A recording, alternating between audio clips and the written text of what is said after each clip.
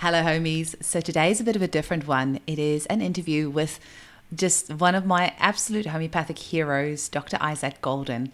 Now, he's also the co founder of the Health Australia Party, and there is voting starting in Victoria, here in Australia, on the 13th of November, so only a few days' time. So I have literally just come off the interview with Isaac.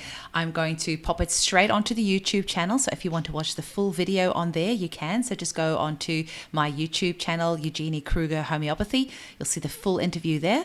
And just chucking it straight onto the podcast right now for you to listen to. So it's hot off the press, zero editing, straight here for you to listen. Please share this far and wide. It is so important that Australians know that even though Health Australia Party is a small party, that even if they can just get one member elected, it's going to be able to make a huge difference. So share this far and wide. Isaac has said that this will be the last time that he stands for elections. So if people are not rallying behind him, he's not going to be doing this again, because it is a huge amount of work.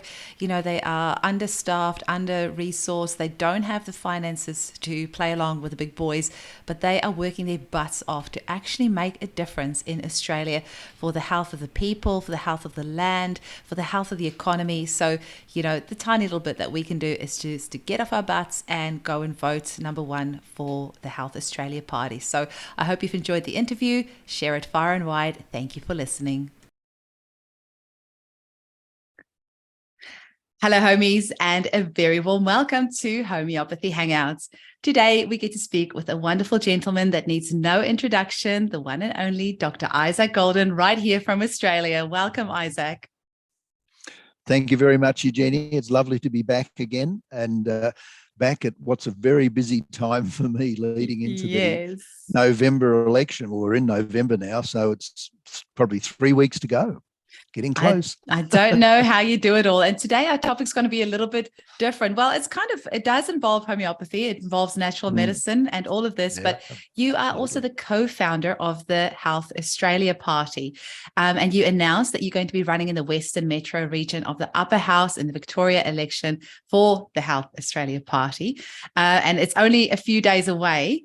So why are you doing this, Isaac? Because I know that you are a super busy man. I'm sure you're not doing this by choice, but tell us why are you doing this? Why are you putting yourself through this extra hassle? So, Eugenie, I co-founded the Health Australia Party back in July 2015. And for me personally, the main reason for doing that, well, as you say, it wasn't because I wanted to be a politician, but it was because I felt that we needed politicians in both the federal and the state parliaments around Australia to stand up for natural medicine, because in this country, natural medicine has been under attack for decades, but particularly since 2005, when there was an infamous article in the Lancet, which was later, I think, withdrawn. It certainly was discredited about homeopathy. And that led to a parliamentary inquiry in the United Kingdom. It led to the formation of a very anti-natural medicine group in Australia, inappropriately called the Friends of Science in Medicine. Well, their first thing that they said they were going to do was to stop teaching natural medicine and researching. Well, that's not what science is about. Science is about evidence and openness and people talking about their differences. And that's exactly what these people don't want to happen. But unfortunately, they have had a great deal of influence politically as well as financially. And so once they were formed, there were certain things that happened, government inquiries, et cetera, which were totally inappropriate.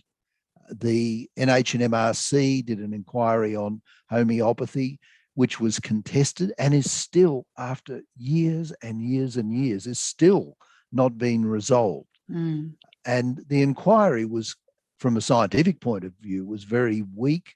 And in fact, people could rightly claim that there was a distortion of evidence. Let me put it very, very politely. And that's still ongoing. So In 2015, there were 5 other folks who all supported natural medicine, and we decided to have a crack at it. And we were told we were doing it the wrong way around. So instead of starting at the bottom and working up, we started with the federal election back in 2016 and have been working downwards ever since. And unfortunately, there were things that happened in that early election. One of the people who co-founded, unbeknown to the rest of us, had suddenly discovered the vaccination issue. I mean, everyone else sitting around the table knew about it. Mm. And so he started releasing very erratic and inappropriate posts on social media. And he got the number 1 draw in his state, which turned all of the media attention on him. And then the media from then on has come out and said, the Health Australia Party is an anti-vax party, and we're not. And we might talk about that later on. We actually took that eventually to the Press Council of Australia and won. So hopefully, at least in that part of mainstream media, you don't hear that accusation. But look, it's amazing timing of all of this. I have literally about half an hour ago put up a new post on the Health Australia Party Facebook page addressing this exact question about whether we are an anti-vax party and showing evidence that we're not. So the bottom line for us was that we saw health as not just being a single issue to do with healthy people. And for those who look at the Health Australia Party webpage, you'll see we rest on 5 pillars. So healthy people is one of them, but healthy environment, healthy economy, healthy democracy, and healthy society. And without those 5 things, you can't really say a country is healthy. And so when we took on this, we took on the title of Health Australia Party. We wanted it to be known in the broadest, most holistic sense. But of course, not everyone does. In fact, I heard the other day someone said, oh, they're a health party. Oh, so they support pharmaceuticals, do they? Well, no, we don't. And the pharmaceuticals certainly don't support us. And they don't support health. They support disease suppression. They don't support health. In fact, one of our major things that we talk about in this election campaign is that we don't want a system of medicine that is a disease management system. We want a health creation system. Because the system of medicine in Australia at the moment, and in most developed countries around the world, is a disease management system. And of course, that suits the pharmaceutical drug cartels down to the ground because they make money out of disease. And, people say on the media and in the health bureaucracies of this country that we have one of the best health systems in the world. But the problem is, we have one of the best emergency medicine systems in the world. No 2 ways about that. I mean, I stand in awe of the doctors and nurses who work in our emergency medicine clinics. But we have, in Australia, one of the highest rates of chronic illness in the world. And you cannot say you've got a world's best health system if you've got one of the highest rates of chronic illness in the world. It just isn't right. Absolutely. Yeah. And so this is one of the things we've tried to do right from the start, is to show people that actually our health system, as it's called in here, which is really our disease management system, is dominated by the pharmaceutical drug cartels in every level of the system, from the education of doctors and nurses through to the filling of hospital pharmacies, through to the health bureaucracy, and through to politicians. And I know some people probably think, oh, he's exaggerating, he's anti-pharma, so that's what he's saying. But this is evidence-based by the Harvard Law School back in 2013. They released a series of articles. I think it was 16 articles in a law journal. And I mean, Harvard Law School is one of the most prestigious law schools in the world. Mm. They set a group of experts a 5-year task to analyse the effect of pharmaceutical corruption on all of the things I just mentioned, but also on patient groups online, on doctor groups online, all of these things, everything has been infiltrated by the pharmaceutical drug cartels. And for anyone who really cares about medicine and honesty and genuine science in medicine, please have a look at that study. Absolutely. Well, that's one of the great failures is transparency in research and informing honestly the populations in every country what really the state of health is. It's just so sad. And so I thought, and others thought, if we could get a few people in the federal parliament, in the state parliament, maybe we could make a difference by talking to parliamentary colleagues one-on-one, face-to-face, and say, look, you have been misled. You have not been told the truth. And of course, over the last 2.5 years with COVID, this has been shown more than ever before to be the case. We had talking heads every night on the TV, every day in the newspapers and on the radio, talking about all this stuff, which was really just quoting from the pharmaceutical playbook. And the thing that upset me most about our response to COVID was from day one, back in February 2020, we were told by our experts, by our leading health professionals, that there was no method to prevent COVID and we didn't have any treatments. And that was a lie.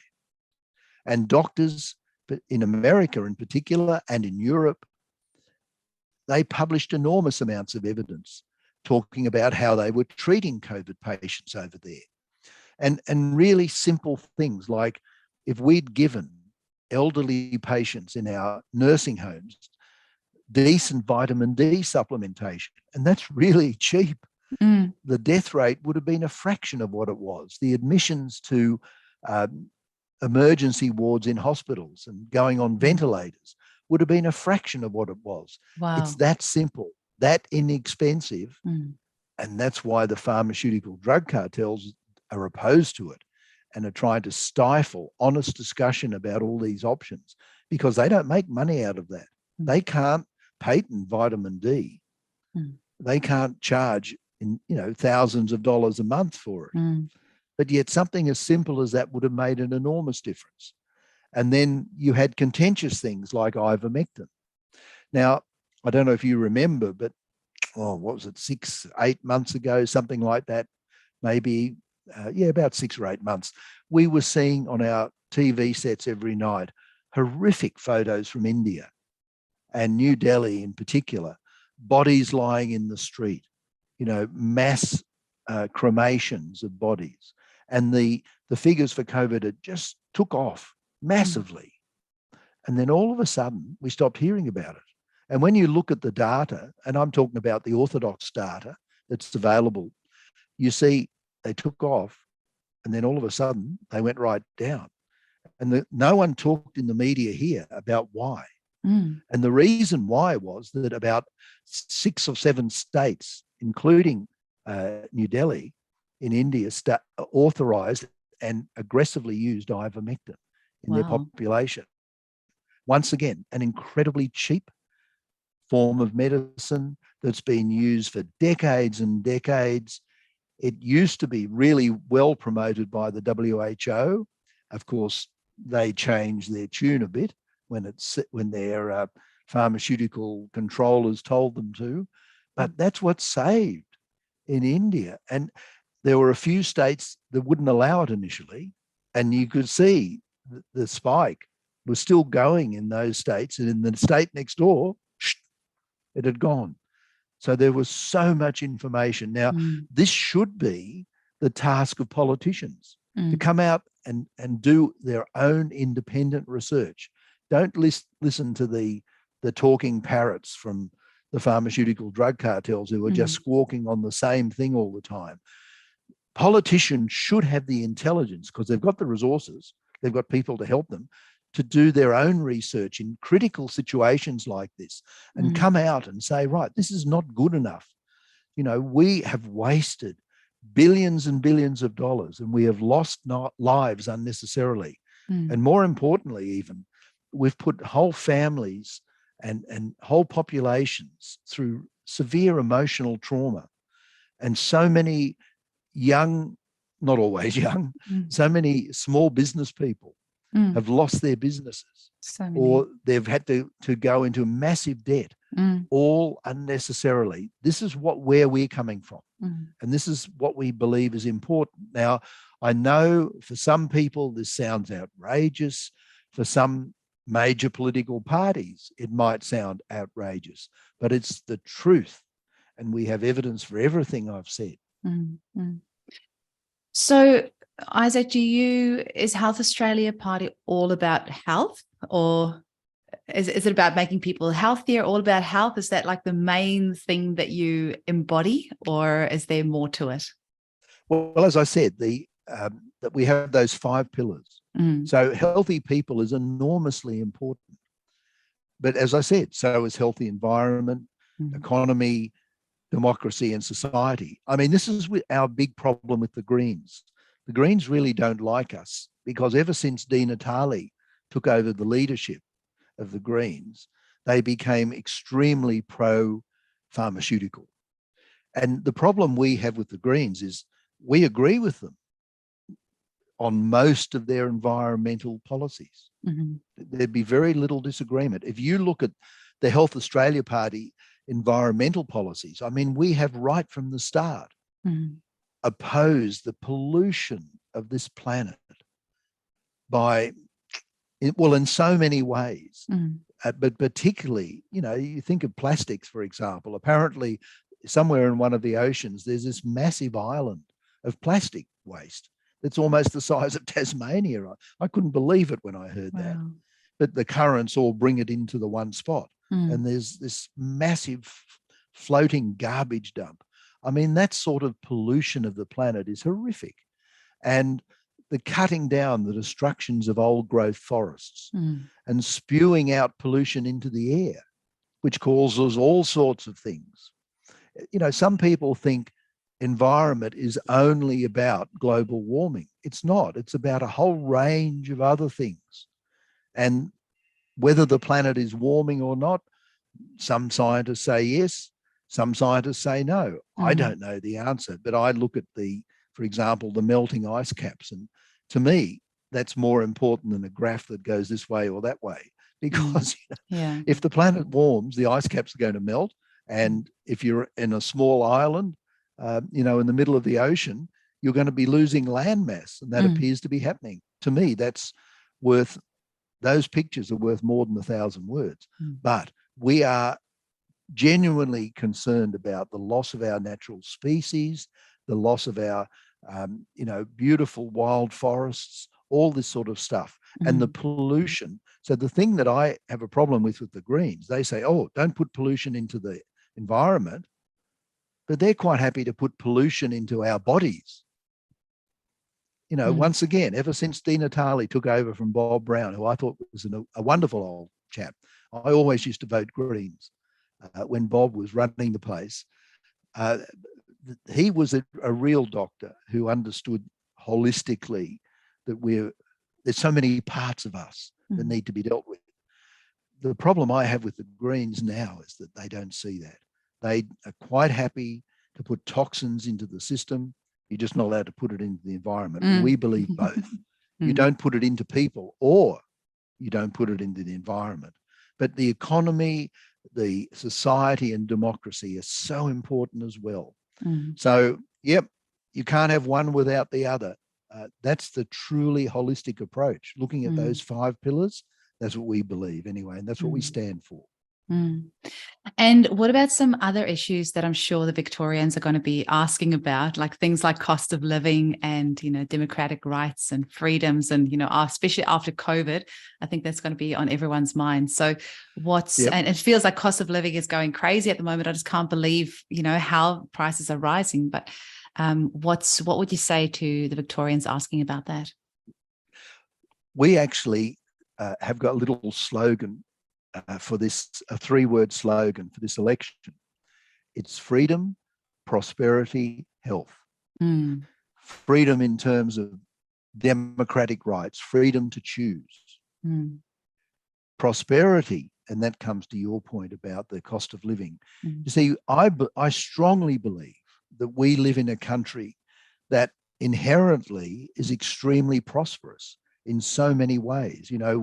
We have minerals galore. We're very blessed like that.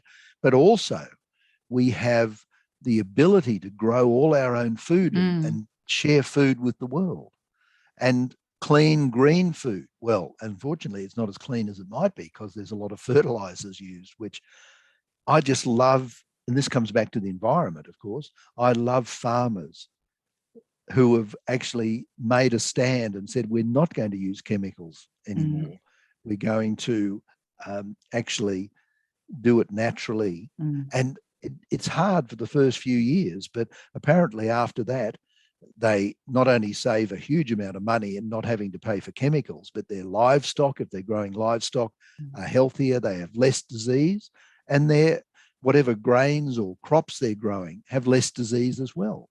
So it's a win-win. And we would love to really champion something like that if we got into Parliament, because that's really the greening of Australia back from, the mass destruction that our species has caused on a lot of the place, unfortunately. But in terms of prosperity, you're so right, Eugenie. The cost of living is becoming intolerable for many people. A lot of people these days, they spend half of their income on rent.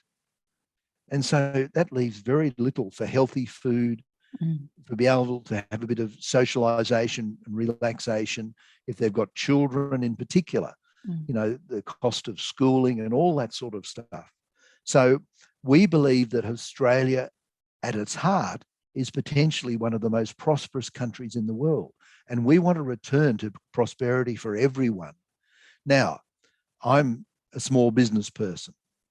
Let me declare that. And I don't want to pay any more tax than I have to, but I'm happy to pay a fair amount of tax. When I look at multi-millionaires paying a few $1,000s a year tax, that's wrong.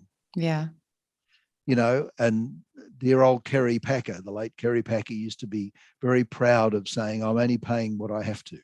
And he paid a huge amount of money to tax specialists to make sure he paid as little as possible. Wow. Well, I don't think that's the action of an honourable person. An honourable person should be happy to pay a reasonable share.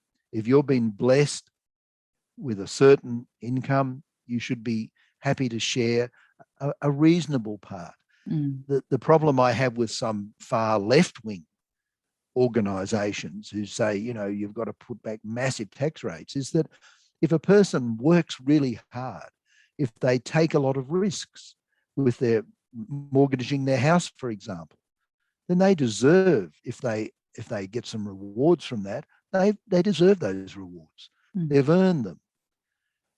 The thing that we're really against, and I think most of the major parties are now, I certainly hope so, is these multinationals who make massive profits here and then through very clever tax accounting move most of those profits overseas, and therefore in Australia, where they got their money from, they're not paying their fair share of tax. So that's one of the first things I would fix. That's dishonourable action, and that needs to be stopped, and that would make quite a big difference. Obviously, we want a balance. See, this is the thing we learn when we're studying natural medicine, isn't it? Health is about balance on every level, mental, emotional, physical. And it's the same in every area of life. If you talk about tax, which sounds one of the most, mundane things, materialistic things you could talk about, balance is still the key word. If we have a balanced tax system, which is fair, then the wealthier people will be happy to pay what's fair. And that will contribute more to the economy than if they feel they're being treated unfairly and therefore pay expensive tax agents to try and save them having to pay what they think's unfair. Now, it's complicated. We don't want to go down the rabbit hole there, but balance in all things. And that means that no Australian, like dear old Bob Hawke, I'll never forget the day he came out years and years ago and said, no Australian's going to live in poverty. Well, what a wonderful aspiration, because he didn't succeed. And that's one of the reasons why he didn't succeed, is because the distribution of wealth in this country is going to fewer and fewer people, as it is around the world. And that's wrong. And if you look at what happened over COVID, we saw that certain companies made massive profits. Obviously, the pharmaceutical drug cartels did, but certain individuals and certain companies made massive profits while other companies were being driven out of business by lockdowns and mandates and all that sort of stuff. So we need balance in the distribution of wealth. So that's not a communist idea. It's not a left-wing socialist idea. It's a healthy idea because it talks about balance in the economy. And we can talk about every other aspect, democracy and society, like that as well. That's the thing with our society. Our mighty leaders have created a two-tier society, a society that's divided. And that's politicians from left wing and right wing. So I'm not picking on any one particular party here. It's been something which our political leaders have tended to do. And COVID has made that divide worse. We have to, once again, get back to a position of balance where Australians are Australians. They're not Australians who do this and Australians who don't do that, whatever the division might be. And that's one of the things we're very passionate about as well. And democracy, to me, hundreds of thousands of Australian men and women have fought and died for our democracy. And yet it's not taken seriously enough by many leaders in this country. And we have to change that. We have to come back and say, right, if you want to impose restrictions, you can't do it in an unlimited way. You can't pass a piece of legislation and that's what it is for all time. If you genuinely feel that certain restrictions are needed because there's an emergency, for example, then you go to the elected people in Parliament and you ask for the minimum amount of time necessary. That would have made a lot of difference. But we've come out of the last few years with in certain states, with legislation which is the antithesis of democracy.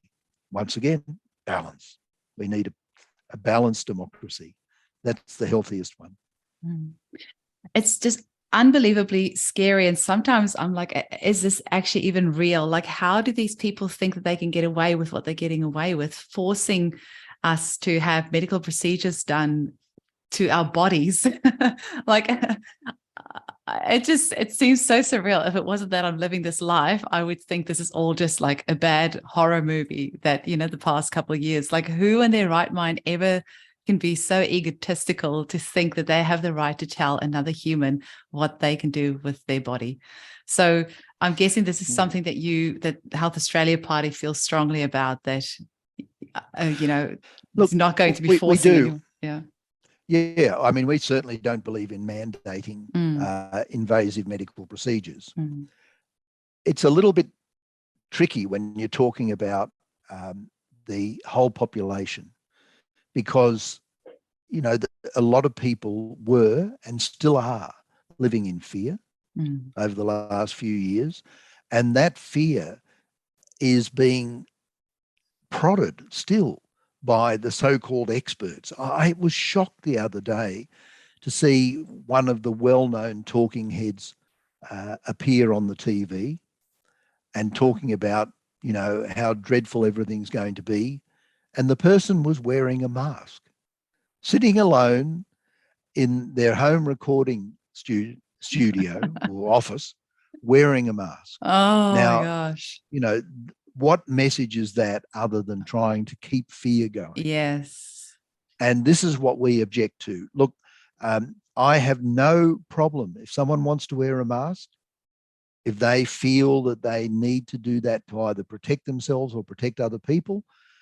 I mean, there are hundreds of orthodox medical articles in peer-reviewed journals saying it actually doesn't do as much as people say it does. But then on the other hand, you can say, well, look, here's an article, there's an article saying it is really good.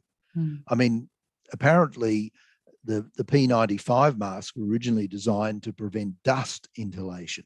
Well, the size of a virus is so much less than a particle of dust. Yeah. It's a different thing, but that's by the by. If someone feels that that's the best thing for them to do, I don't have a problem with that. And I would never, point the finger and say, what a fool to that person. They might have a case of the flu. They might have a common cold. They don't want to be spreading things around, and that will reduce it to some extent. And so that's fair enough. But mandating procedures when we are not allowed to give informed medical consent is really a problem. And when it comes, as we all know, well, we don't all know, sorry, as when it comes to, as a few people know, informed consent involves revealing the whole truth about the procedure or the product which you're being asked to undergo. If you don't know the truth, and if the doctor who's talking to you doesn't know the truth either, and most doctors have not been given full access to all the data from the different vaccines, for example, if we're talking about that, then you can't make informed consent. Now, you probably are aware, and most of your listeners probably are, that Pfizer asked for 75 years Yes. delay to release all the data about their vaccines. 75 years. In other words, they wanted everyone who's alive now just about to be dead before they released the data. And fortunately, a justice in America prevented that from happening, and they're being forced to release the data now, and it's quite different. It shows that there was a lot of information there that they didn't share. And not just with you and me, they didn't share with medical researchers, they didn't share with doctors and professors of medicine around the world. Now, you see, I think that's wrong.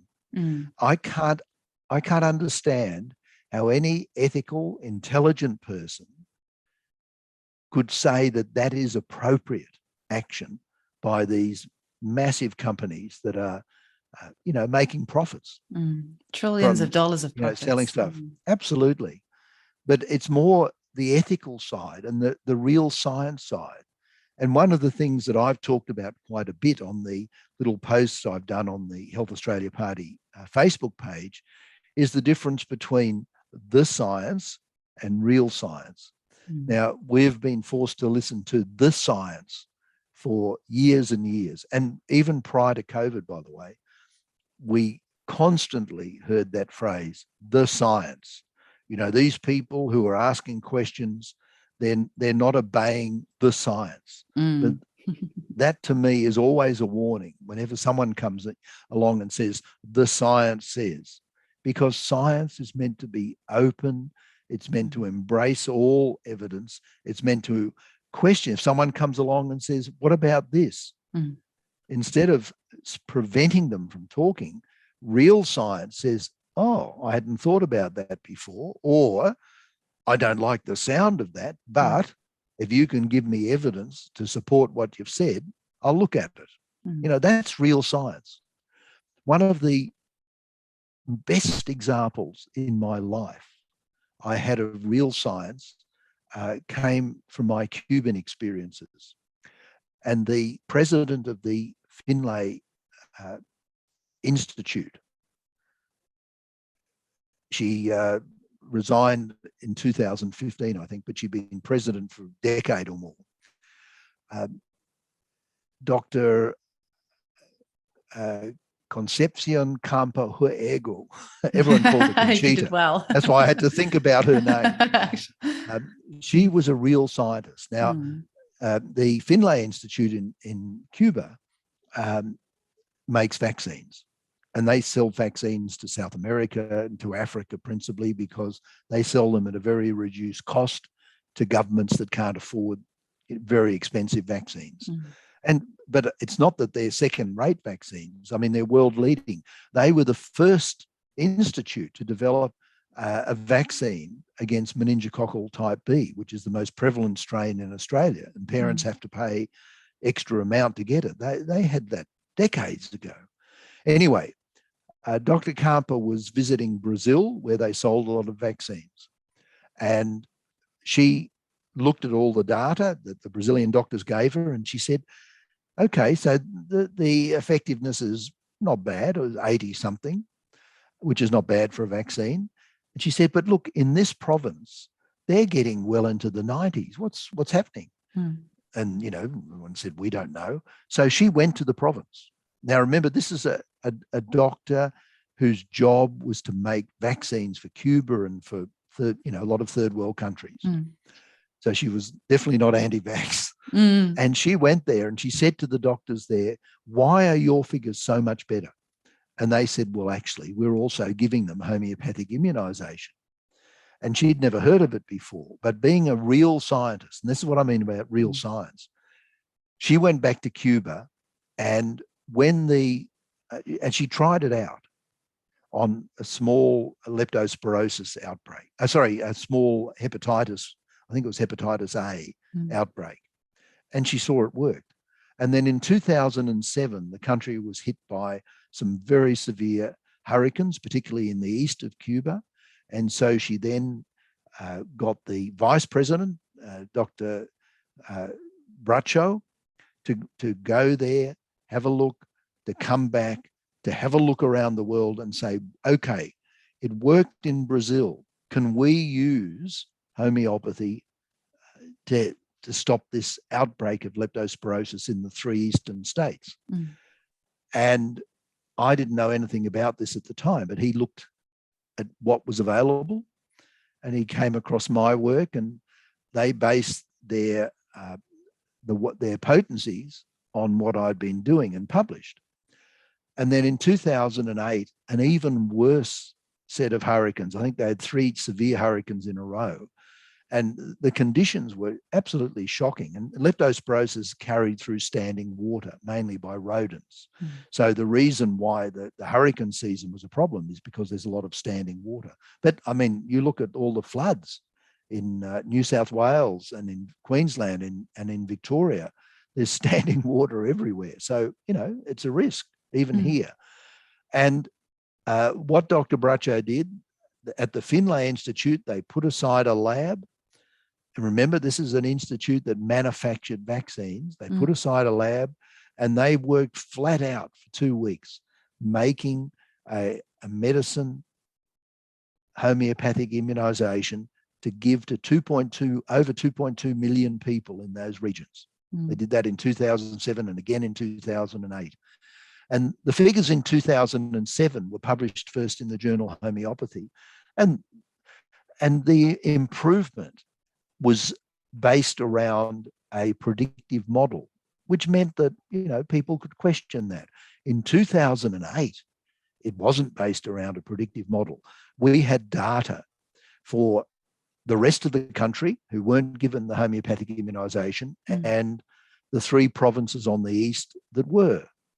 And we were able to make a comparison. One of the trips I did over there, Bracho and I spent 2 weeks sitting in one of the offices in the lab, working on this data.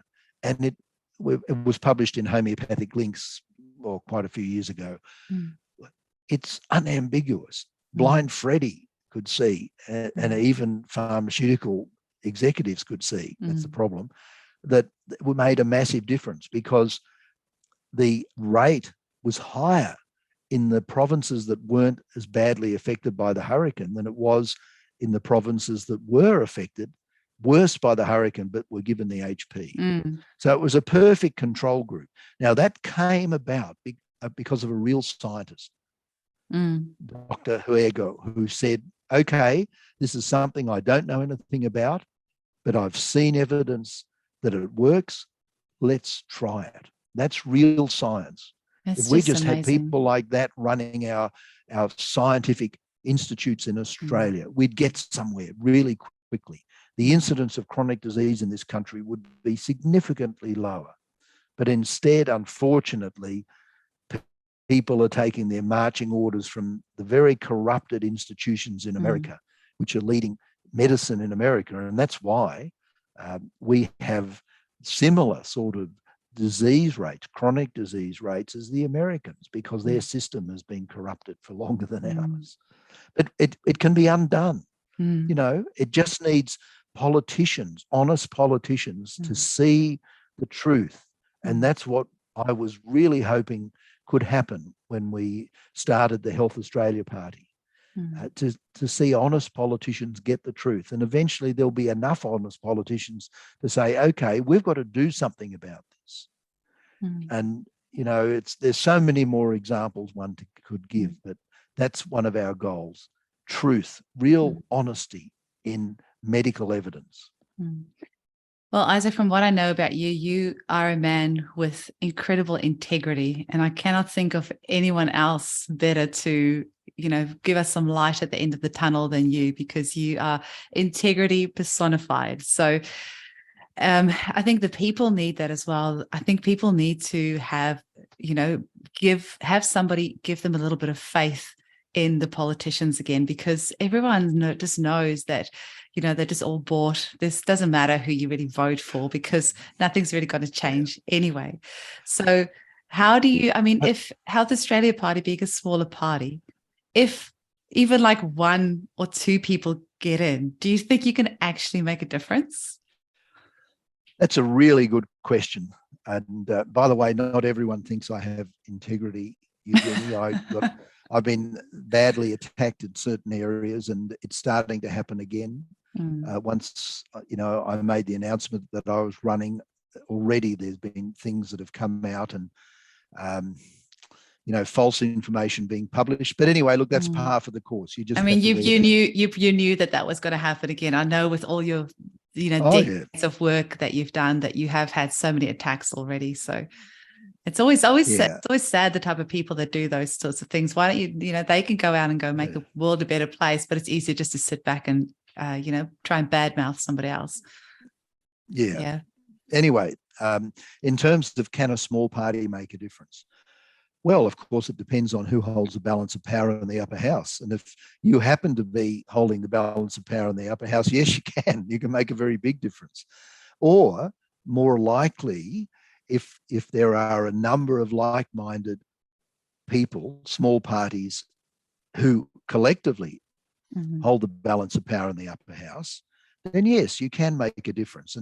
And I mean, to me, if that was the case, it would be an absolute blessing. It's why this preferencing system in Victoria, some people criticize it and say, oh, you don't end up with democracy. You get people who win a tiny first preference getting elected. But I mean, they wouldn't get elected unless a whole lot of other parties had also supported them, meaning that even though they might have started on a low mark, they ended up with enough of a quota to be elected. But the thing is that if you only have the four major parties in a parliament, you don't have genuine democracy. As it is, you know, Labor and the Greens are one block and Liberal Nationals are another block. So really, you've got two blocks.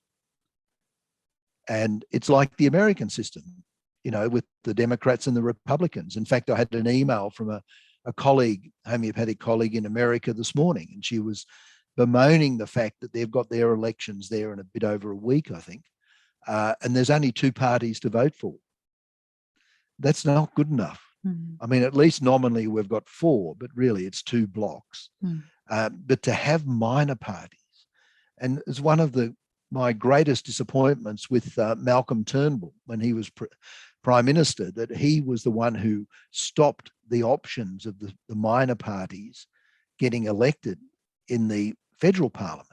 Now, of course, if someone comes along with $20 million and puts that in, like happened in the federal election, and the Teal candidates got elected because of that money, well, that's one thing. But in Victoria, you can't do that.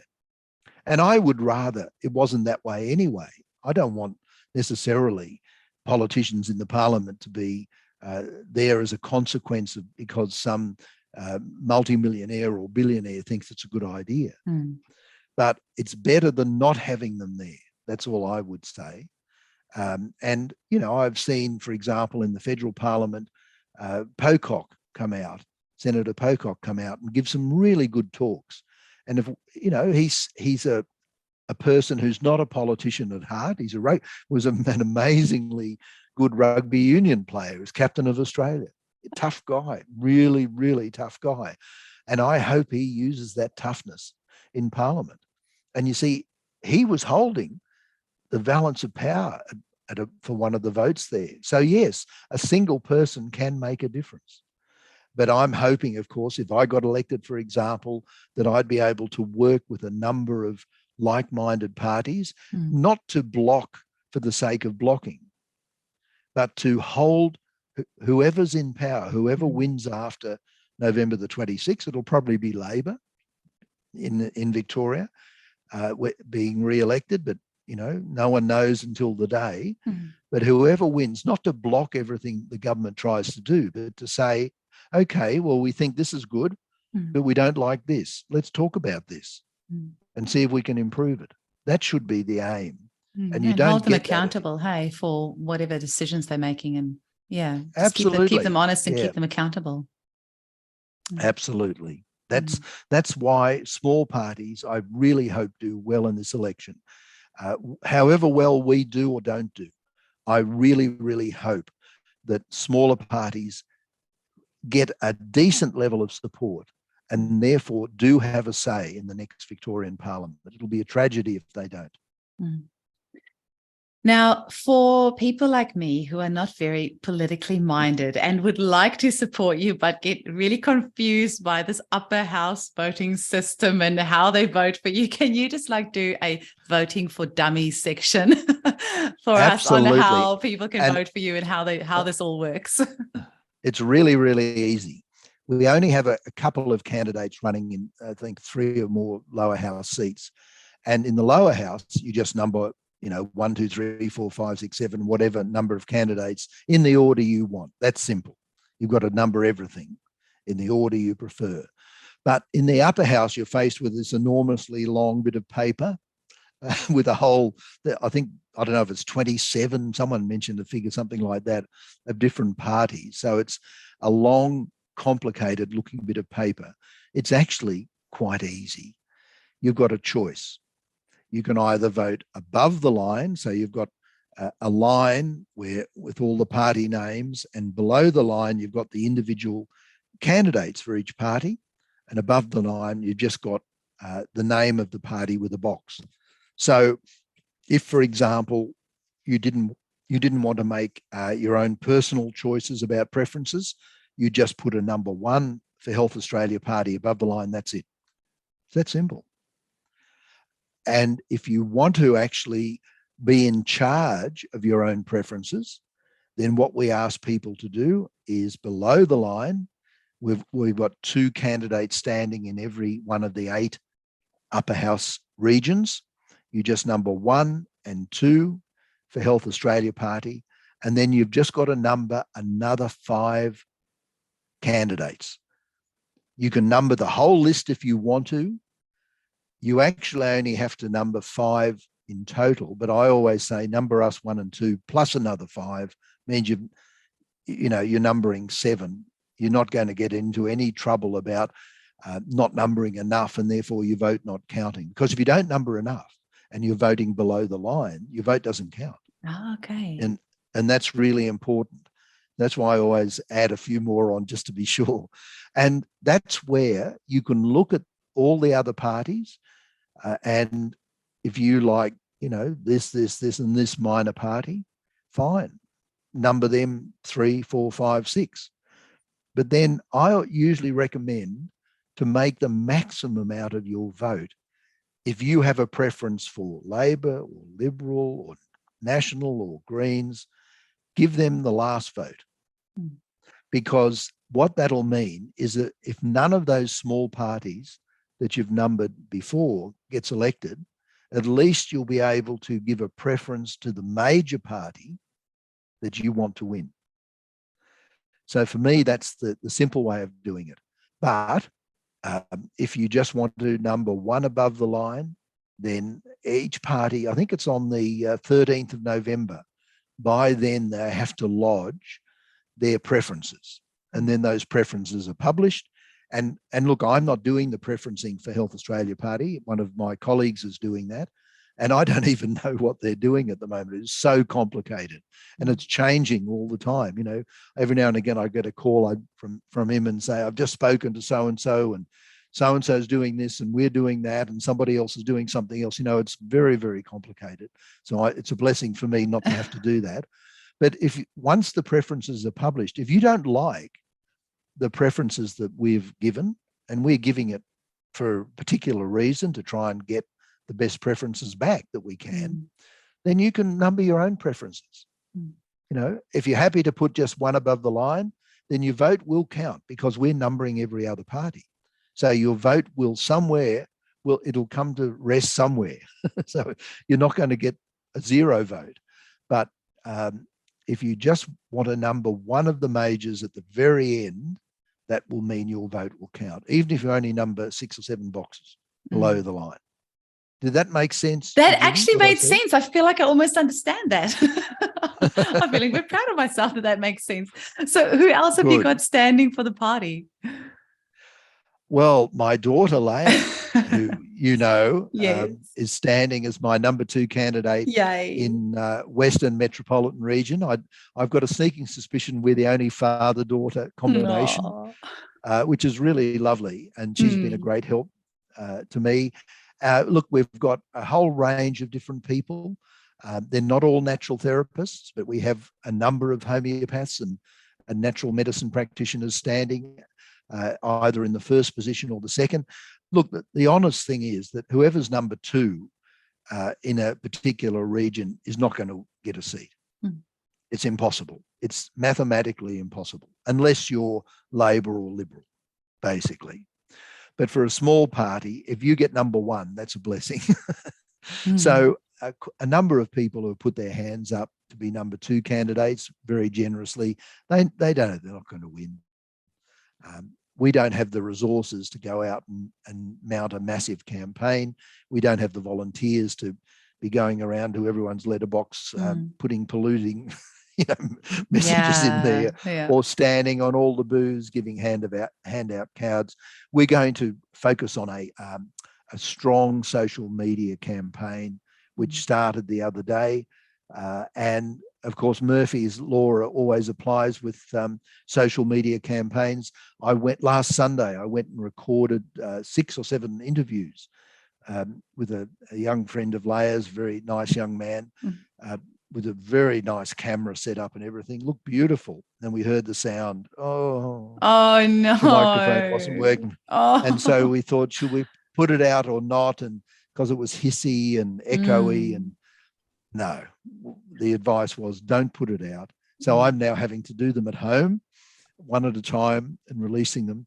And we're also releasing a whole lot of posters, one every second day, something like that. So if people, the biggest help people can give us is to look at the Health Australia Party Facebook page and share. I don't do social media, but I've been told if people share things, that gets it circulating a lot more. It does, and it's more environmentally friendly. Like instead of like littering a bunch of flyers everywhere, like you're like doing it online is the best way to go. That's where everyone is anyway, and it's more environmentally friendly. So thank you very much for helping, get the message out. It really is appreciated. You know, we really are the only party that's dedicated to natural medicine. We're not just dedicated to natural medicine, as we talked about earlier, because there's the 5 pillars. the economy, environment, etc., are so important. But we are the only party who really understands health. And even though many of the other minor parties have their merits, if people are concerned about health, about their freedom to choose the forms of healthcare that they want, but also looking at health in a truly holistic sense, we are the party that will stand for that. And it's not just naturopaths and homeopaths, etc. It's also integrative medicine doctors and, of course, chiropractors and other people. But so many integrative medicine medical practitioners have been attacked recently and don't have the freedom to do what they want to do with their patients. That was the beautiful thing about the Cuban system. The doctors there, they could use pharmaceuticals, they could use herbs, homeopathics, nutritionals, whatever they thought was best. We could learn so much from that. And also in the Indian system, where they've got a ministry of Ayush, which is effectively the ministry of natural medicine. If you combined that aspect of the Indian system and the other aspect of the Cuban system, you've got almost a perfect system. We can only dream, hey. But I mean, that's what I keep trying to work towards, mine too, and that's why I do this podcast, just inspire enough people. But even if Health Australia Party can help us to be able to claim from our private health funds for natural medicines, which was taken away from us on, I always think it was the 1st of April, April Fool's Day, 2019, that stopped of all the days of the year. It wasn't a joke. Yeah, it wasn't a joke, a very cruel joke. But if even help with that. I mean, is there anything? I love what you stand for. It's so true. It's not just about our health and our health choices and our sovereignty of our bodies, but also the health of the economy and the health of the land. And that is the truly, what we want to leave as a legacy for our children and what they deserve. Absolutely. And we owe that to them. Is there any final message that you leave our listeners with, or is there anything else that you want to clarify about anyone who associates you as, an anti-vax organization? I've talked enough about the anti-vax. We're not.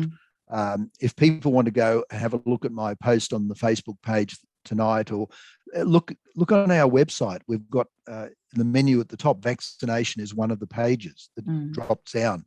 Look there if you feel that there may be some substance behind the anti-vax.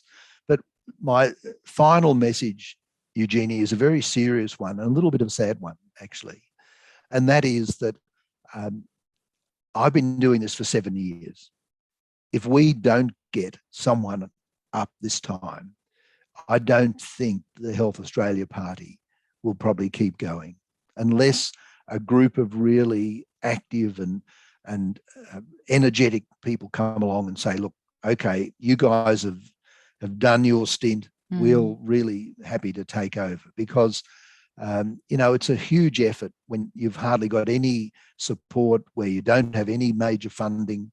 I mean, the people who have helped me along the way and have become my friends and colleagues along the way have been wonderful, amazing. But a couple of them who have been the major players in previous elections, they've started their own new businesses, and their ability to, give as much of time and energy as they used to is much, much less. Thank God, a couple of other people have come along and really helped in a number of ways, and I'm so thankful for them, because without them, we wouldn't be running a campaign at all. But we've reached the point where if one or more people are elected, the game has changed. That will give us the ability, give us the resources to actually get back out to the other states and get back out federally again. If we don't get someone elected, this could be our final attempt. So I hate to say that, because it's something that is very dear to me, but you've got to be realistic. And I'm not getting any younger. I cannot even begin to imagine the amount of resources, time, stress. I mean, why would you choose to take on this nightmare when, you are just absolutely amazing for doing what you're doing, Isaac. And I really applaud you. And thank you so, so much. But I hear what you're saying. People need to rally behind this and get serious about standing up for their own sovereignty and their own health. And all they have to do is go tick a box. It's really not that hard. You're the one doing all the hard work. So I really hope people, get off their butts and get out there and, vote for you. So thank you very much for your time. And share on everywhere you can. Share away. It's worth, Thank you. And thanks, a Eugenie. fairy gets their wings every time you share. So definitely share. Okay. Thank you so much, Thank you Isaac. so much. All the best. Bye. All the best.